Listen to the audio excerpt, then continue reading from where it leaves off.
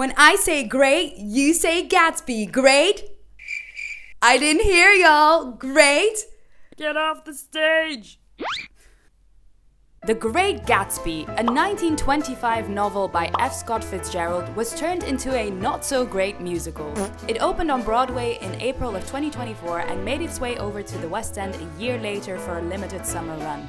At first glance, the idea of turning the story into a musical sounds very promising. After all, the 2013 film adaptation by Baz Luhrman visually cemented it in our minds as a tale of glamour, extravagance, and drama. And if there's one medium known for its over-the-topness, it definitely is musical theatre. And yet, despite the grandiose sets and gorgeous costumes, I was not blown away by this adaptation. I thought it was a shame that the music didn't incorporate more of that typical 1920s sound. Albeit a choice, I thought some of the choreo was just bizarre in this context. Like, I felt a bit confused watching these girls in beautiful flapper dresses doing these like hip-hop commercial moves. My guess is that they were trying to emulate Baz Luhrman's choice of incorporating mainly R&B and hip-hop in his film adaptation soundtrack, but still, it was like kind of wild. But my biggest qualm by far with this show was the one person that it was all about: Gatsby. I feel like the writers just completely skipped the setup of this character because they just relied on the fact that most people have to read this book for their GCSEs. But without that foundation to work off of, Gatsby felt like the most incoherent character ever. And not in a like, ooh, mysterious way, in a like, bad writing kind of way. Now, I'm well aware that I'm criticizing people who have written multiple Broadway shows, which is rich coming from someone who has a small YouTube channel where she discusses musical theater. So I would like to present the receipts. I have analyzed and collected the data to support my case. Let's discuss the exact moments in which the Great Gatsby musical adaptation failed its titular character. In contrary to the film, the musical does not tell the story through the framework of Nick writing his book. In fact, the whole Sanitarium plotline gets scrapped. Nick still acts as a narrator, but only at the start and the end of the show. Which makes for some awkward scenes where the musical kinda gets stuck in exposition land. In the film, it's easy for Nick to give us the background information on Tom when he's talking about him in therapy. But in the musical, they clumsily had to fit all of those details into the dialogue. Oh, I have such fond memories of our time together at Yale. You were the nerd and I was the jock. Oh yes, 'cause you are the heir of one of the oldest and richest families of this country. Yes, I am. That's true. Besides robbing themselves of an easy way to avoid cringy dialogue, another consequence of scrapping the entire Sanitarium plotline is that there are less opportunities to mention Gatsby and the effect that Gatsby had on Nick. In the film, Nick is broken. It makes us curious to see what happened that led him to this moment. And then he mentions Gatsby. Ooh, intrigue. How is this Gatsby character linked to all of this? Talking about therapy, my goal for 2025 was to get a new acting agent. And in February, I did that. Huzzah! But by the end of April, they quit.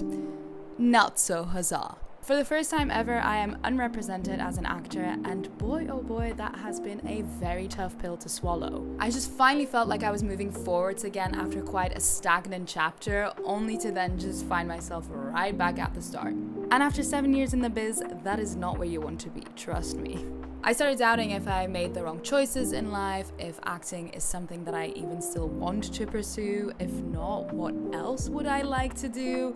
It's safe to say that I've been feeling a little bit lost. I've never done therapy before, but I felt like this is the exact sort of situation that a therapist could help you navigate. A therapist listens, they ask you questions, they can help you see things from a new perspective. And they can also give you advice and techniques to make positive changes in your life. BetterHelp is the paid partner of this video, and they are on a mission to make starting therapy easier. I simply filled out a questionnaire and was matched with a therapist a couple of hours later. Now that's easy. And to keep going on the easy train, you can easily switch therapists at any time at no extra cost if it isn't the right fit. With over 7,000 reviews and a 4.3 rating on Trustpilot, BetterHelp is a platform you can trust. Click the link in the description or go to betterhelp.com/AnV and get 10% off of your first month of therapy. Thank you, BetterHelp! The film makes a way bigger deal out of the fact that Nick is the only one to ever receive an actual invitation from Gatsby. In the musical, Jordan mentions it in passing, says that everyone just shows up, but in the film, it becomes this whole montage of everyone coming from everywhere, all walks of life, to attend these parties. Gatsby clearly is a big deal in the film, and the fact that he only sent Nick an invitation is significant. A first glimpse of Gatsby's more calculated side. Without ever seeing him, we are already building an idea of who Gatsby is.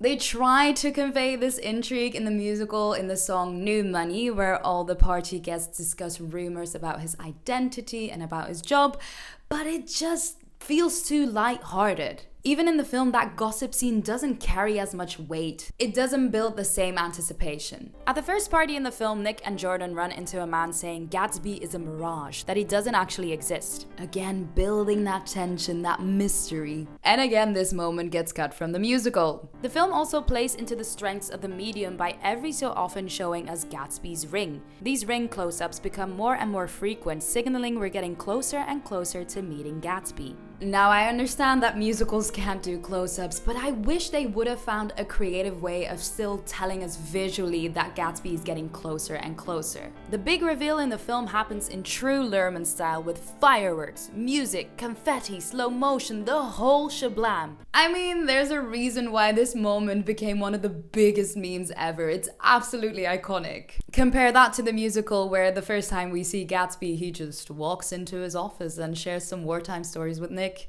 When I say great, you say Gatsby. To make things worse, in the musical, Gatsby straight away asks Nick if he can invite Daisy for tea. Whereas in the film, Gatsby invites Jordan into his office and we don't see what happens behind those closed doors. Jordan comes out saying it's extraordinary and that it all makes sense, but that she swore she wouldn't tell. Yes, withhold information from me, tease me, please! After Nick says goodnight to Gatsby in the film, we see Gatsby's composure change. Who is he? What is he hiding? In the musical, honestly, sorry, he's a bit of a loser. Like, he's a barely established character and then the first thing he does is sing a song about a girl he hasn't seen for 5 years. This man should be the embodiment of suave, not desperation. The musical cuts out the scene where Gatsby takes Nick for lunch. This scene not only establishes the very important fact that Gatsby's car is yellow, but it also sets up Gatsby as a reckless driver. Imperative foundation for the end of the story to work. I get that moving cars is a tricky thing to portray live, but I just wish they would have found some sort of imaginative way to still include this in the musical. We get a glimmer of it at the party when he picks up Nick, but it's honestly such a fleeting moment. I love that the film dedicates a whole scene to this because it gives Gatsby an edge. We don't feel safe around him. The war hero stories from this scene in the film get recycled in the musical in that first scene with Gatsby in his office, so instead of Nick doubting the legitimacy of these stories, as he does in the film, in the musical it serves as a bonding moment, instantly destroying the buried tension that should live between those two characters. The secret club they have lunch in is again scrapped from the musical. Surely you would want to show the shady circles that Gatsby moves in and even facilitates. You can always tell a lot by a person's friends. In the film, this is where we meet Wolfheim, who instantly corroborates Gatsby's backstory, which is such a nice balance. You feel the manipulation all around, but still you kind of wonder if maybe it is all true. I truly think the musical does Gatsby a great disservice by skipping all of this and just going straight to tea time. We literally meet him in that office where he pines over Daisy, and then the next moment we see him, he's this nervous mess waiting for Daisy to arrive. I'm sorry, where is the danger? Where is the intrigue, the enigma? The film really masters the balance between making us wary of Gatsby but also liking him. After all the grandiose parties, the reckless driving, the shady secret clubs, it wouldn't feel right for Gatsby to suddenly turn around and reveal to Nick that he wants to have tea with Daisy. So the film has Jordan tell Nick about Gatsby and Daisy's romance. Jordan being the one to disclose this information gives everything a bit more of a grounded feel. We no longer doubt whether or not this is true, as Jordan has proven herself to be someone who just says it as it is. Learning about Gatsby's efforts to get closer to Daisy, like the lavish parties and buying the house across the lake, learning all that from Jordan softens Nick up to the idea to introduce Gatsby to Daisy. When Nick then comes home and sees a nervous Gatsby waiting for his arrival, pretending to look at the trees, Nick feels mercy and decides to invite Daisy over. In the musical, we need none of this because Gatsby is never established as a character that we potentially shouldn't trust. He is so forthcoming. Hey, old sport, we both went to war. Would you mind introducing me to Daisy because I'm madly in love with her? Sure, Gatsby in the film definitely also has a hopeless romantic side to him, which we can clearly witness in the tea scene. But because we've not seen the dangerous side of Gatsby in the musical first, he just kind of feels like a dork when it comes to the tea scene. It's so much more interesting to see this impeccably composed man suddenly crumble. You've probably noticed a trend by now that the musical basically cut out anything that could make Gatsby come across as unlikable. This trend continues with the musical not including Gatsby's book of memories, because he reveals himself here to be a little bit of a stalker. Not including Gatsby's real upbringing, where it becomes apparent that he's some sort of narcissist who believes he's the son of God, destined for glory. And turns Gatsby's monologue on how meeting Daisy changed the course of his life, where it becomes quite apparent that he's mentally not doing very well. That gets turned into the song Past is Catching Up to Me, where he gets painted as a hopeless romantic. It just baffles me that the writers seem to try to protect Gatsby. Like, he's not the good guy. It's okay for bad guys to do bad things. As a matter of fact, I would actually say it's quite imperative for bad guys to do bad things. The most telling moment that the writers completely washed out Gatsby is the moment where Daisy suggests to run away. In the film, Gatsby reacts very badly to this and for the first time blatantly disregards Daisy's feelings. He tells her what their lives are going to look like because that's what he has worked towards for all these years. The cracks are starting to show, the seed of doubt has been planted into Daisy's mind. In the musical, they sing the song Go, and when Daisy says they should run, Gatsby literally says, "All of those years wiped out forever, you say the word and it's as good as done." He's a simp. He has no power. Tell me again why I'm meant to admire this man? The Plaza scene in the movie is way better. The tension is through the roof. Gatsby actually loses his temper and nearly punches Tom. This portrayal of brutality is the final draw for Daisy, and she can no longer run away with Gatsby. The musical takes this stress-inducing scene and decides to turn it into an upbeat song. Made to Last legit starts out with the most casual tune when Tom is actually throwing some wild accusations around. "I know you've been sleeping with my wifey." I already have my doubts on whether or not this moment should be turned into a song, but it definitely shouldn't be one that has this happy-go-lucky vibe. Granted, the layering of the vocal parts in the argument was a nice effect. I have to say some positive things as well, because otherwise the Jeremy Jordan fans are going to kill me. Then we get the fatal scene where Gatsby and Daisy run Myrtle over. That whole section stays pretty much the same until Gatsby's final moments. What worked incredibly well in the film is the anticipation of Gatsby waiting for Daisy's phone call. He doesn't want to hear Nick's advice, he's convinced she'll call. But of course we know Nick saw Daisy and Tom make up, so we know she won't call. Waiting by the phone for days, we start to feel sorry for Gatsby.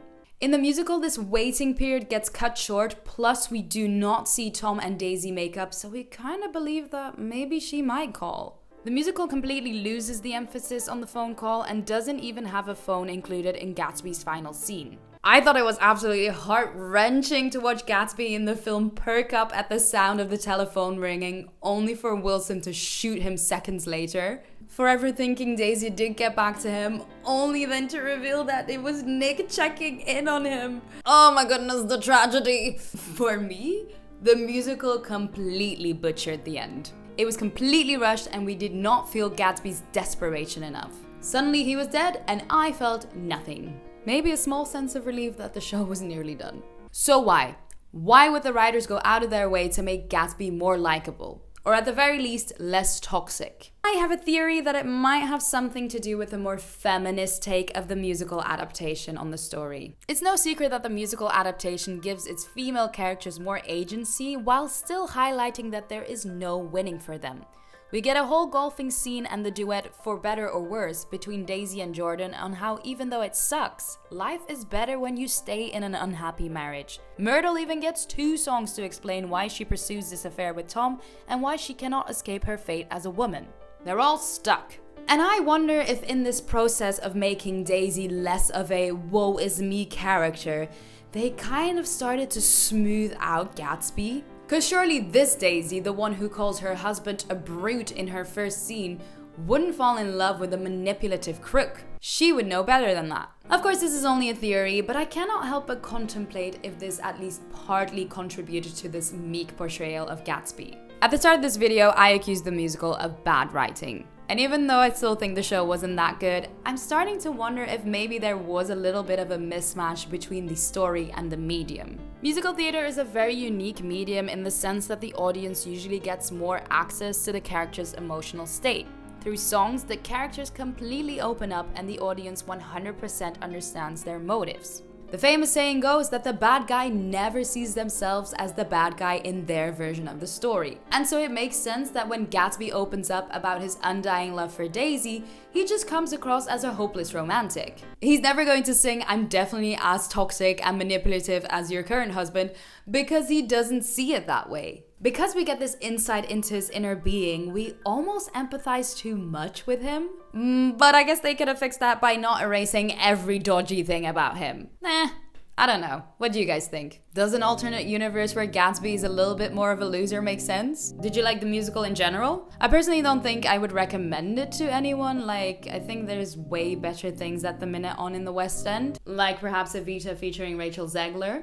I've not seen it yet, but the reviews are looking good. Definitely should make that the topic of my next video so I can business expense a theater ticket for it. Anyway, thank you for watching till the end of my vid. If you have some more time, maybe go have a scroll through my older vids. There might be something of interest to you. And yeah, have a nice day. So long, farewell, auf Wiedersehen, goodbye.